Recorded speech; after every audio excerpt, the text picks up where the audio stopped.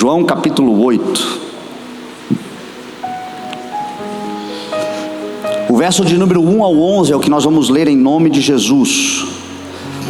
Diz assim a palavra do Senhor: Jesus, porém, foi para o Monte das Oliveiras, e ao amanhecer ele apareceu novamente no templo, onde todo o povo se reuniu ao seu redor, e ele se assentou para ensiná-lo. Os mestres da lei e os fariseus trouxeram-lhe uma mulher surpreendida em adultério, e fizeram-na ficar em pé diante de todos, e disseram a Jesus: Mestre, esta mulher foi surpreendida em ato de adultério. Na lei de Moisés nos ordena apedrejar tais mulheres. E o Senhor o que diz? Eles estavam usando essa pergunta como armadilha, a fim de ter uma base para acusá-lo. Mas Jesus inclinou-se e começou a escrever no chão com o dedo. Visto que continuavam a interrogá-lo, ele se levantou e lhes disse: Se algum de vocês estiver sem pecado, seja o primeiro a atirar pedra nela. Inclinou-se novamente e continuou escrevendo no chão. Os que o ouviram foram saindo um de cada vez, começando pelos mais velhos, e Jesus ficou só com a mulher em pé diante dele. Então Jesus pôs-se em pé e perguntou-lhe: Mulher, onde estão eles? Ninguém a condenou? Ninguém, Senhor, disse ela. E declarou Jesus: Eu também não a condeno. Agora vá e abandone a sua vida de pecado. Amém?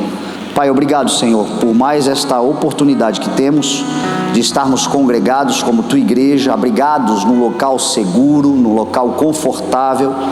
Mas nada disso, Senhor, faz sentido se a tua palavra não prevalecer, se a tua palavra não for ministrada aos nossos corações, ou se os nossos corações não se sensibilizarem para ouvir, Deus, a tua perfeita, eficaz, viva e poderosa palavra.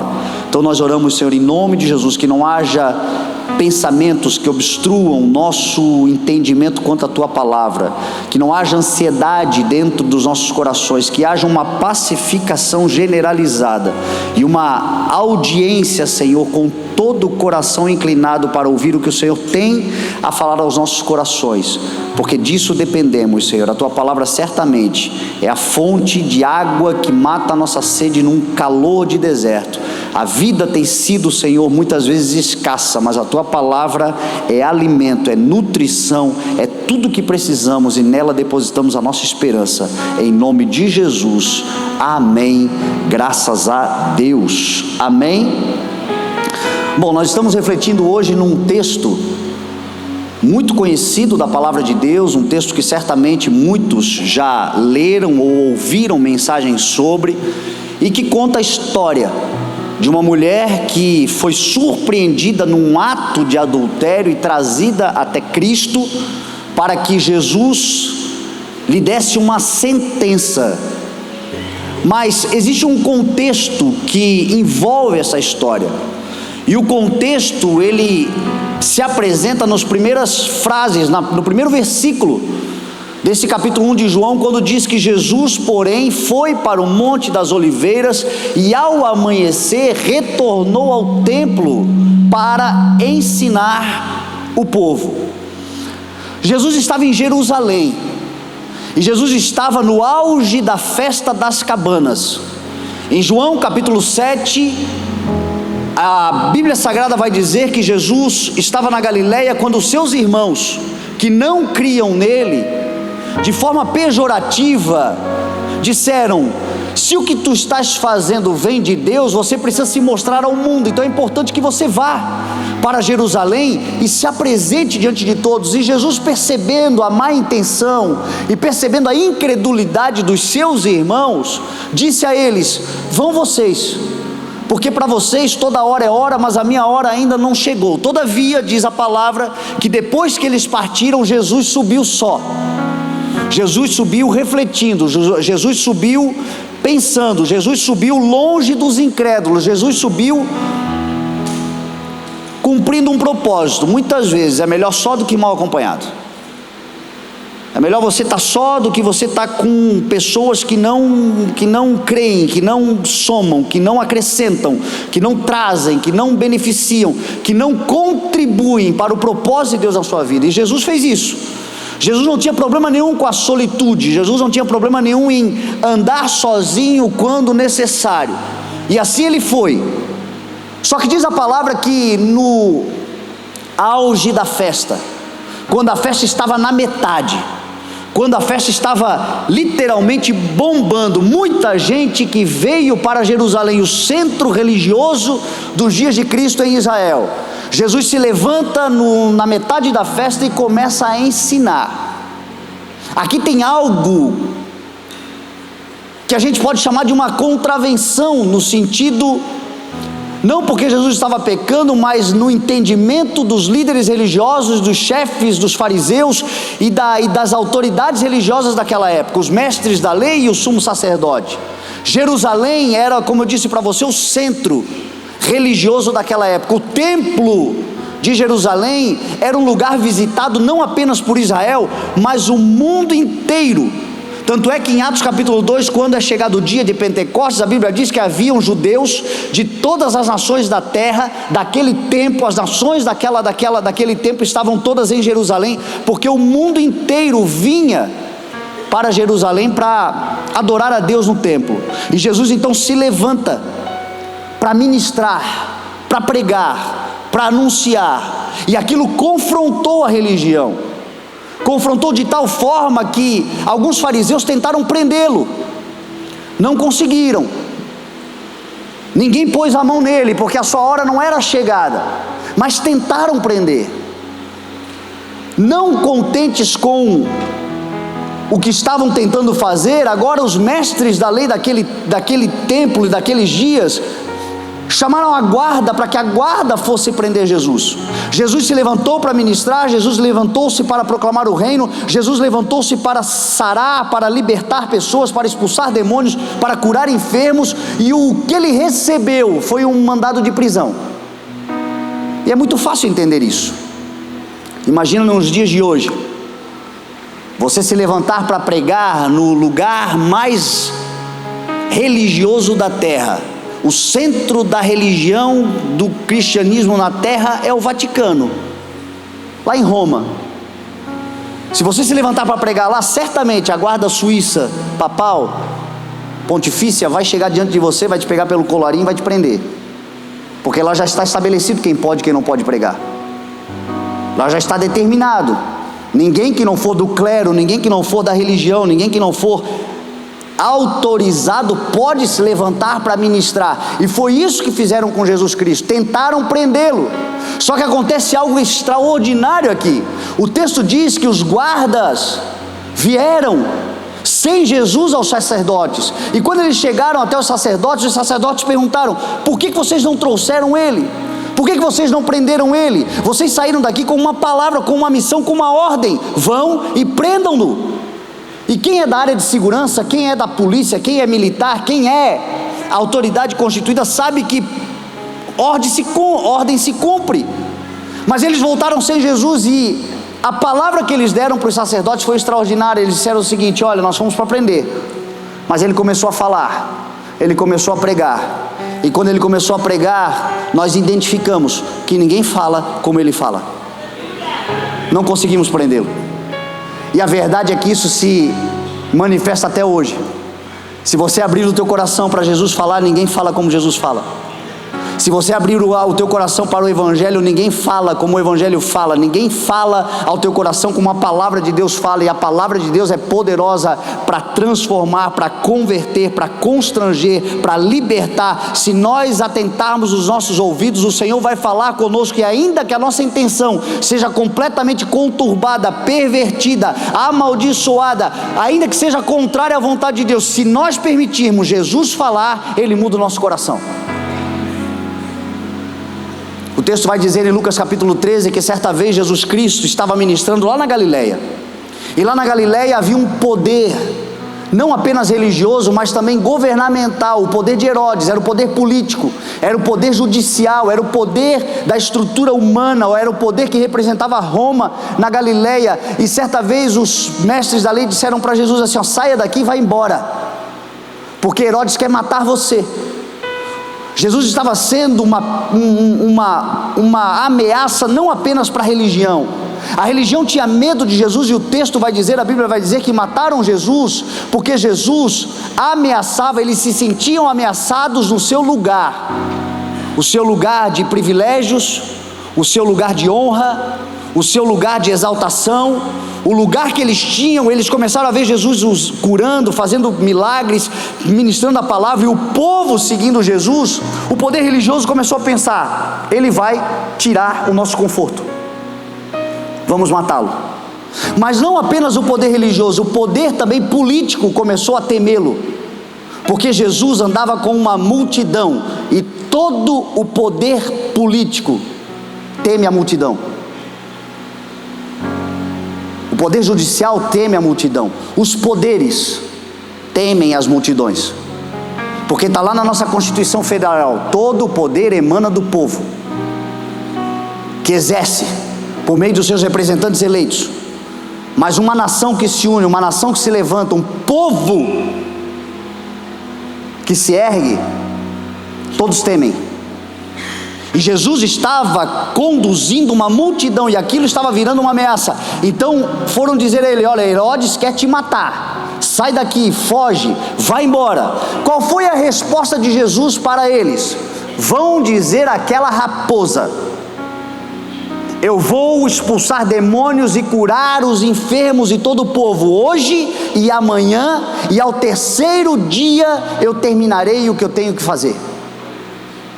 Em outras palavras, Jesus estava dizendo o seguinte: eu tenho uma causa, e porque eu tenho uma causa, eu não vou parar de fazer o que eu tenho que fazer até que tudo esteja terminado.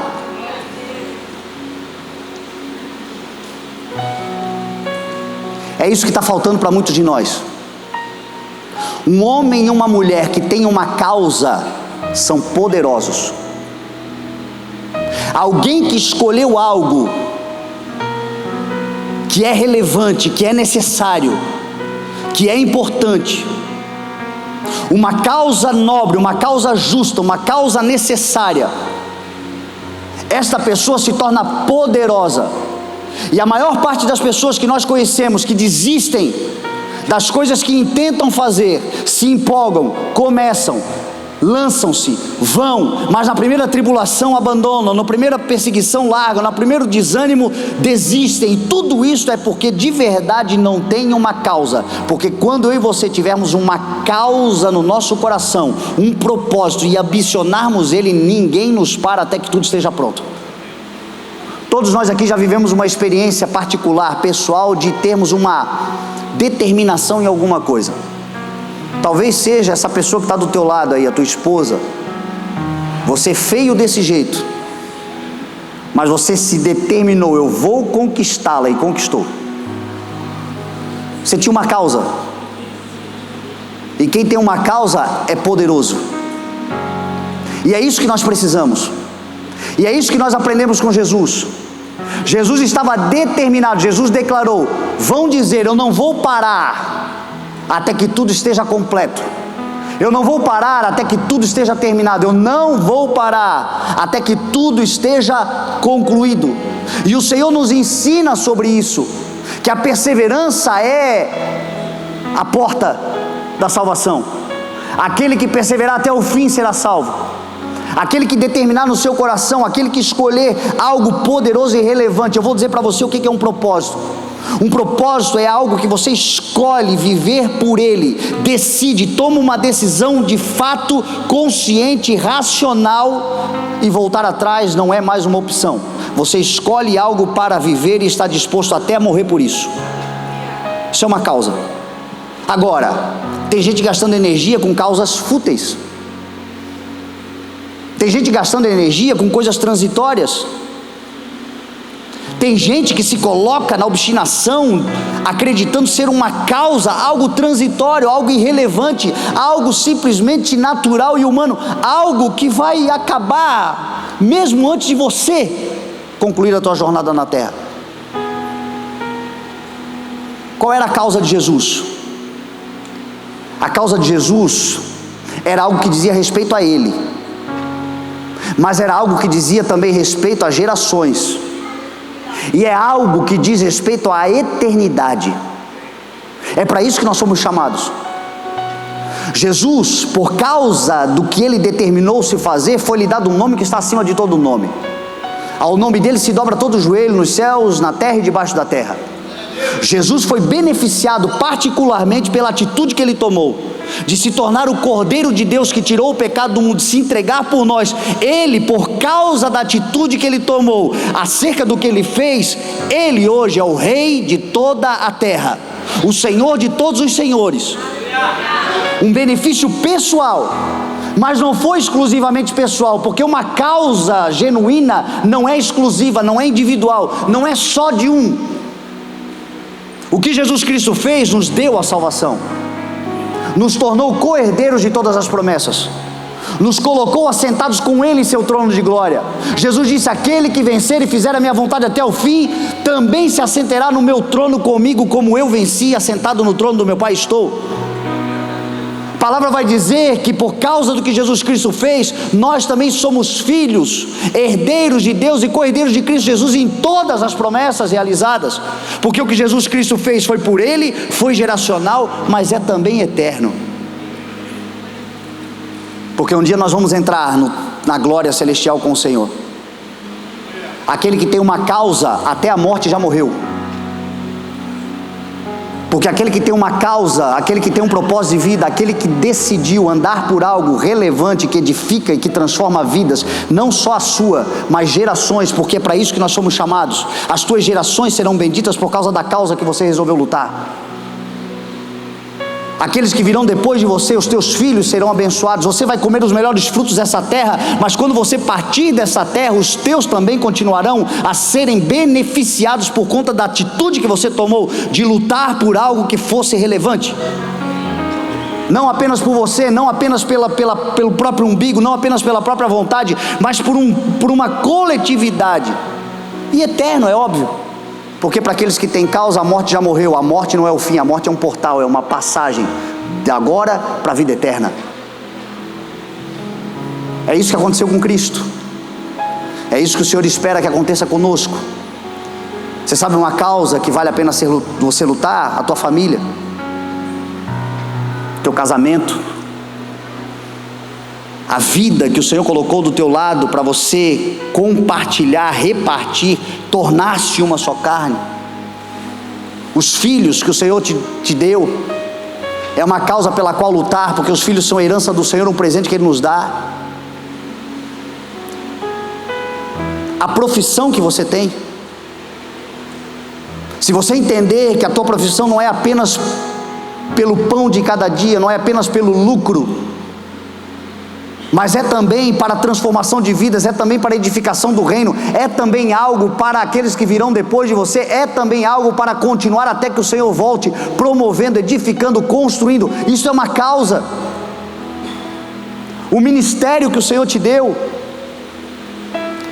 quem tem causa é poderoso, quem não tem é instável. Quem tomou uma decisão vai até o fim. É por isso que Jesus Cristo foi embora com um mandado de prisão para o Monte das Oliveiras, e no outro dia ele estava lá de novo. Afrontando? Não. Cumprindo a sua missão, porque ele estava determinado: eu vou fazer hoje, eu vou fazer amanhã, eu vou fazer depois de amanhã, eu vou fazer todos os dias, o que a maior parte só quer fazer de vez em quando, até que tudo se complete e eu possa ouvir do meu Senhor. Quando os meus olhos fecharem para essa terra e se abrirem para a eternidade, eu vou ouvir dele: venha, bendito do meu Pai, e entre para o reino que eu preparei para você desde a fundação do mundo. Você foi fiel, você foi dedicado, você fez uma aliança, você lutou por uma causa, você estabeleceu um motivo pelo qual viver. Você foi ambicioso e ambiciosa nesse propósito, que não dizia somente a você, mas dizia a respeito a gerações, e por causa disso até a eternidade vai ecoar o que você determinou viver sobre essa terra. E se você tomar essa decisão, ninguém te para. Ninguém te para. É aquela velha máxima, é o fogo de morro acima, a água de morro abaixo, e a pessoa determinada, ninguém para, vai encontrar o seu curso, vai encontrar o seu caminho, vai chegar aonde tem que chegar, vai chegar apesar de todas as tribulações, vai chegar apesar de todos os sofrimentos, vai chegar apesar de muitos dias maus, porque quem tem uma causa não está sustentado numa circunstância, ou num momento, ou numa performance, ou em algo, ou tudo tendo que dar certo. Pelo contrário, para você viver a tua causa, muitos dias serão difíceis. Só que você não se apega na performance, você se apega na palavra que te deu destino. Você olha para aquilo que está diante de você, mantém o olhar fixo no que está diante de você, não é o que diz a palavra? Quem tem causa entende isso. Quem não tem, no dia da aflição, abandona tudo. Quem não tem, no dia da angústia, abandona tudo. Quem não tem, nas noites mal dormidas, e de muitas angústias que todos nós sofreremos, abandona. O que diz a palavra do Senhor? O choro pode durar uma noite, mas a alegria, ela vai romper pela manhã. Só que tem muita gente que no choro da noite faz uma loucura contra si mesmo. Tem muita gente que no choro da noite muda tudo que tinha planejado no Senhor, no momento da angústia. Por quê? Porque não entendeu a causa. Quem entendeu a causa sabe que o seu Redentor vive e que por fim se levantará. Quem entendeu a causa sabe que o Senhor é por você e nada pode ser contra você.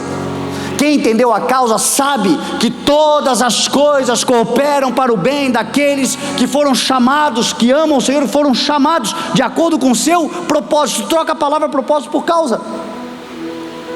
Todas as coisas estão cooperando.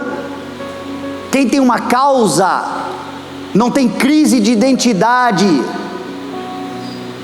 porque o problema de muitos crentes é a crise de identidade que eles sofrem, porque eles não conseguem passar por humilhações. Porque crente não passa por humilhação? Quem disse que não passa? Crente não passa por derrota? Quem disse que não passa?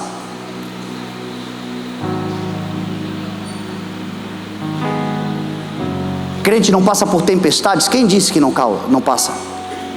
Tudo isso passaremos, e passaremos muitas vezes na nossa vida, mas isso não muda quem nós somos. Nós somos filhos, somos amados, somos escolhidos, fomos predestinados e vamos chegar lá se nós não desistirmos, se nós entendermos. Eu já preguei sobre isso e é algo que eu gosto sempre de guardar no meu coração, porque me anima. Quem tem uma causa se revigora. Quem tem uma causa se anima. Quem tem uma causa encontra força até na fraqueza. E um dos salmos para mim mais importantes é o Salmo 66, do verso 10 em diante, quando diz assim: ó, tu, ó Deus, nos submeteste à prova, nos refinaste como a prata, fizeste-nos cair numa armadilha, permitisse que os nossos inimigos cavalgassem sobre a nossa cabeça, deixaste que passemos pelo fogo e pela água, mas a um lugar de fartura nos trouxeste. Note que não é o diabo não, hein? Porque quem tem uma causa e está no Senhor, o maligno não lhe toca. Agora Deus permite muitas coisas para o ensino, para a pedagogia, para o desenvolvimento, para o aperfeiçoamento. Tu, ó Deus, nos submeteste à prova. Quem disse que crente não passa prova? Quando começa a passar prova, acha que o diabo se levantou, e é Deus colocando ali para testar o que você e eu aprendemos. A mensagem de hoje vai nos provar. A vida cristã nos prova.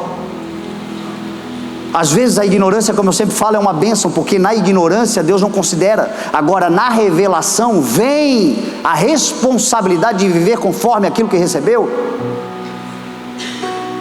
Então toda grande revelação, toda grande palavra, toda grande missão, toda grande o conhecimento e a sabedoria que o Senhor nos dará, trará consigo uma prova. Agora, quem aplica o que aprendeu no estudo, vai passar na prova. Tu, ó Deus, nos submeteste. Tu, ó Deus, fizeste que nós caíssemos em armadilhas. Olha aqui, crente caindo em armadilha.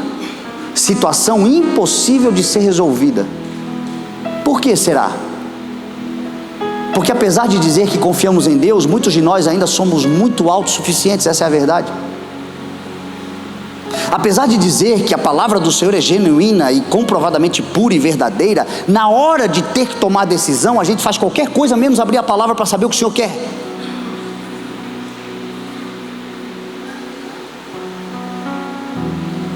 Na hora de entender o que significa entrega o teu caminho ao Senhor, confia nele o mais, ele fará. O que a gente entende é o seguinte: eu confio no meu carro e no meu cavalo. E a gente faz do nosso jeito, e a gente quer da nossa forma, e a gente relativiza. Então, nada melhor do que uma manifestação de amor genuíno de Deus do que fazer a gente cair numa armadilha, num fundo de poço.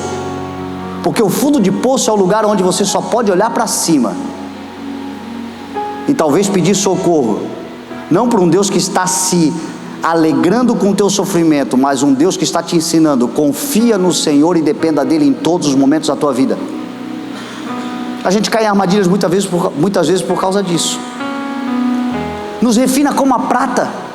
O refino da prata é você pegar o material, a peça da prata, e colocar no fogo e deixar ela arder no fogo, até que todas as impurezas daquela prata sejam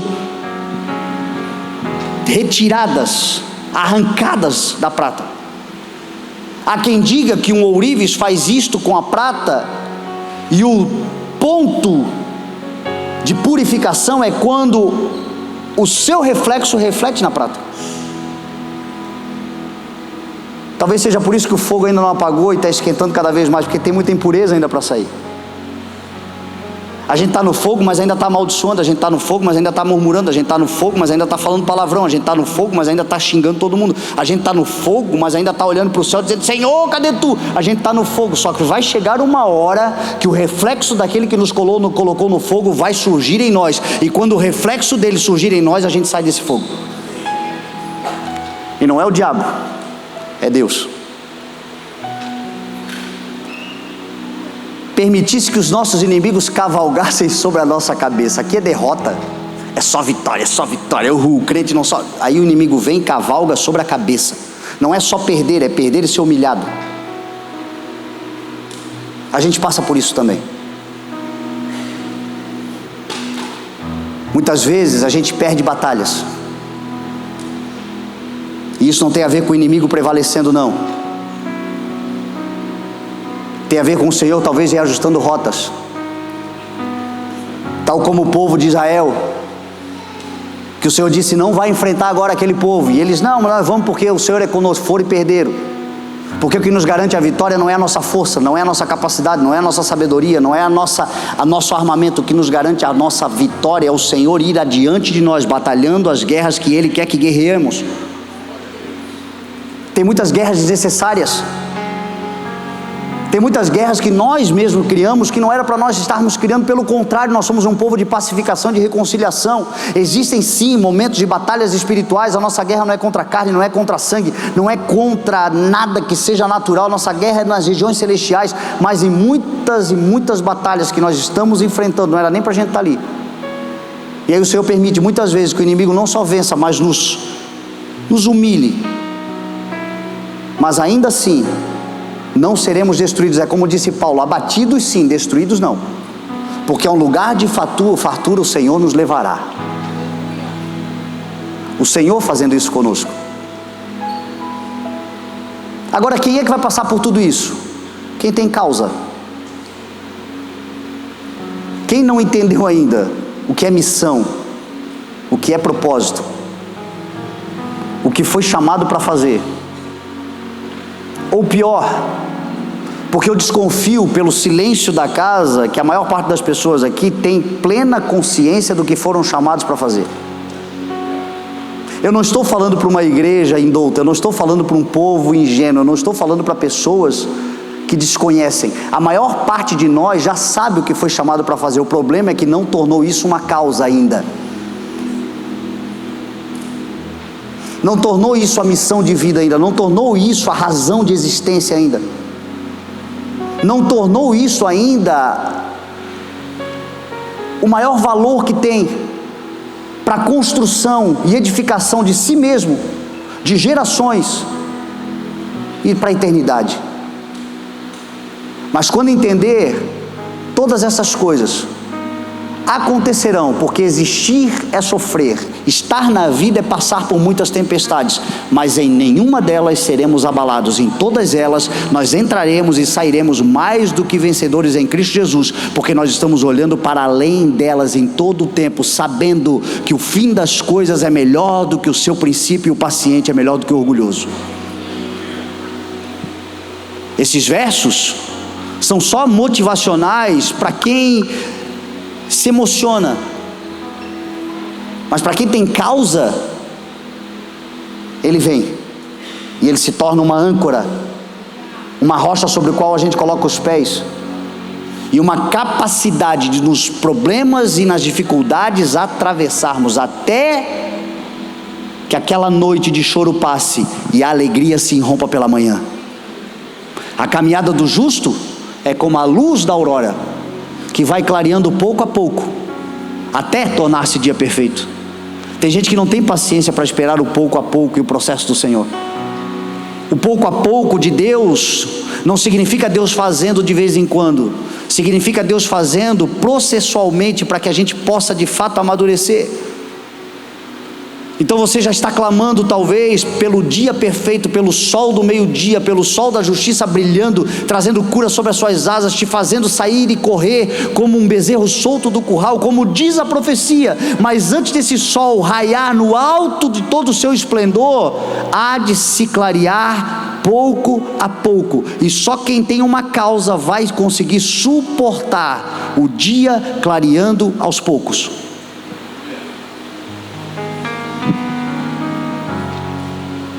O convite de hoje nessa mensagem é uma decisão. Chamar a decisão de pegar aquilo que você tem do Senhor, que arde no teu coração, e transformar isso na causa de existência e na causa da tua vida. Porque é isso que Jesus me mostra aqui. E se Jesus é o nosso modelo, Ele é a nossa inspiração, é a Ele que nós imitamos. E tudo que Ele fez para nos ensinar e para nos garantir que se nós fizermos vai dar certo também. Jesus na cruz do Calvário não perdeu. Jesus na crucificação não foi derrotado. Pelo contrário, Jesus na cruz do Calvário disse assim: está consumado. A sua última frase antes de entregar o seu espírito foi: está consumado. Por quê? Porque Ele sempre viveu dessa forma. Eu vou fazer hoje, eu vou fazer amanhã, eu vou fazer todos os dias até que eu termine o que o Senhor colocou nas minhas mãos. É assim que nós caminhamos. É assim que nós vamos suportar a vida. É assim que nós vamos construir alguma coisa relevante, em que aqueles que estão distraídos, vai passar 10 anos, e 10 anos parece muito tempo, mas passa muito rápido, e de repente daqui 10 anos eles continuarão nos mesmos lugares, porque eles não entenderam a causa, eles não aceitaram, eles não tomaram para a vida deles uma causa, e de repente, depois de 10 anos eles vão olhar para você e vão dizer assim: meu Deus, o que aconteceu com você, que tão rápido você chegou onde você chegou? Você estava morando na mesma cidade, você passou pelos mesmos El Ninhos, você sofreu as mesmas enchentes, você perdeu coisas na enchente, você teve que levantar móveis iguais, você passou pelas mesmas crises econômicas, você passou pelos mesmos períodos eleitorais, você passou pelas mesmas pandemias, você passou pelas mesmas coisas, porque o sol nasce sobre justos e injustos, o dia bom e o dia mau vem sobre todos, mas aqueles que têm uma causa permanecerão em pé depois que tudo tiver passado. E mais do que isso, terão avançado. Você já ouviu essa expressão que em tempos de crise é o melhor momento para se investir? Que quem cresce, cresce na crise. Quem cresce, cresce em momentos que muitos estão recuando, muitos estão desistindo, muitos estão desesperados, muitos estão vendendo tudo, muitos estão correndo. Quem tem causa, senta serenamente e se lembra: isso aqui é uma circunstância, eu sou eterno. Isso aqui é um momento transitório. O Senhor que me chamou é um Deus que está fazendo em mim uma grande obra. Ele não vai terminar, Ele não vai abandoná-la antes que tudo se complete. Porque aquele que começou a boa obra em nós haverá de terminá-la. Não, que diz a palavra, nós não somos canteiros de obras abandonados, mas aquele que está fazendo uma obra em nós também está nos condicionando e nos capacitando a fazermos uma obra sobre a terra, porque é Jesus Cristo quem declarou: e cada um será beneficiado pelas suas obras. Então, quando muitas pessoas estão desesperadas, porque você tem uma causa, você está sereno. Você está olhando o todo, você está percebendo coisas que ninguém está percebendo, porque você sabe que o seu Redentor vive e que Ele vai se levantar. Você sabe disso. Você sabe que aquilo que o Senhor entregou na tua vida é poderoso, não está pronto ainda. Enquanto não estiver pronto, não abandone. E no dia que estiver pronto, no dia que estiver concluído, meu irmão, quando chegar esse dia, você vai desejar estar com o Senhor. Você pode ter certeza disso. Quando chegar esse dia, você vai contemplar e vai dizer: obrigado, Senhor. Quando chegar esse dia, você vai colher frutos ainda, porque a Bíblia diz que você comerá os melhores frutos dessa terra. Na velhice você vai dar frutos. Quando chegar esse dia, você vai perceber que você construiu coisas que pessoas estão se beneficiando para a glória do nome do Senhor. E nesse dia, a eternidade não será mais um susto, será uma recompensa. Nesse dia, o Senhor se abrirá nos céus e dirá: venha, bendito do meu Pai, você concluiu a obra, você terminou a sua carreira. Quando você vai num leito de morte, numa UTI, e você precisa orar por alguém que está se despedindo da vida, e eu já fiz isso muitas vezes. Gente em estado terminal, gente desenganada pela medicina, gente que terá pela frente 1 ou 2 dias e sabe disso. Você encontra 2 tipos de pessoas, a maioria sem uma causa, e a sua palavra naquele momento é só uma: eu queria ter mais um tempo para fazer coisas que eu deixei de fazer. Eu só queria poder voltar um pouco atrás, abraçar os meus filhos que eu não abracei, cuidar da minha esposa que eu não cuidei, me dedicar àquele curso que eu não fiz, aquela viagem que eu deixei para depois, coisas que eu deveria ter feito, eu sabia que eu devia ter feito, porque isso ia me dar plenitude de vida, isso ia me completar, isto era a razão pela qual eu estava vivo. Eu não fiz, e agora eu não tenho saúde suficiente para terminar. Eu só queria que o Senhor me desse um tempo a mais. E estranhamente você encontra pessoas que foram designadas no trabalho que fizeram, na obra que o Senhor lhes confiou, e sabendo que os seus dias na terra estão acabando, dizem: glória seja dada ao nome do Senhor. Apesar de tudo, eu tenho paz, porque eu sei que o meu Redentor vive, eu sei que isto não será o fim. O segredo está onde? O segredo está em abraçar com todas as forças a causa de vida que o Senhor colocou nas tuas mãos, e que você sabe qual é. É isso que nós precisamos fazer. É nisso que nós podemos nos assegurar. É isto que vai fazer com que eu e você cheguemos no topo do mundo. E quando chegarmos no topo das coisas, ao invés de termos aquele pensamento: ganhei o mundo e perdi a alma, nós teremos aquele pensamento: o Senhor até aqui me ajudou, Ebenezer é o seu nome. Então, em nome de Jesus, eu gostaria de te convidar nessa noite a você assumir o plano de Deus para a sua vida. Se você não tem plano nenhum, se você talvez entrou aqui dizendo: meu Deus, ele está falando de causa, de propósito, e eu sou um perdido completamente. Eu de fato não sei Hoje é uma noite que você vai sair daqui entendendo, porque o Senhor não marca encontro para nos deixar com dúvidas. O Senhor marcou essa noite para dar a você uma razão de viver. Gente que chega dizendo: se eu não entender a razão de viver, eu vou acabar com a minha vida porque ela não faz sentido. Hoje você vai entender em nome de Jesus. Mas como eu falei, e eu tenho certeza, porque eu sei quem me deu a palavra, a maior parte das pessoas que aqui estão já sabem para que existem, já sabem o que deve ser feito, já sabem qual é a vontade do Senhor, já entendem.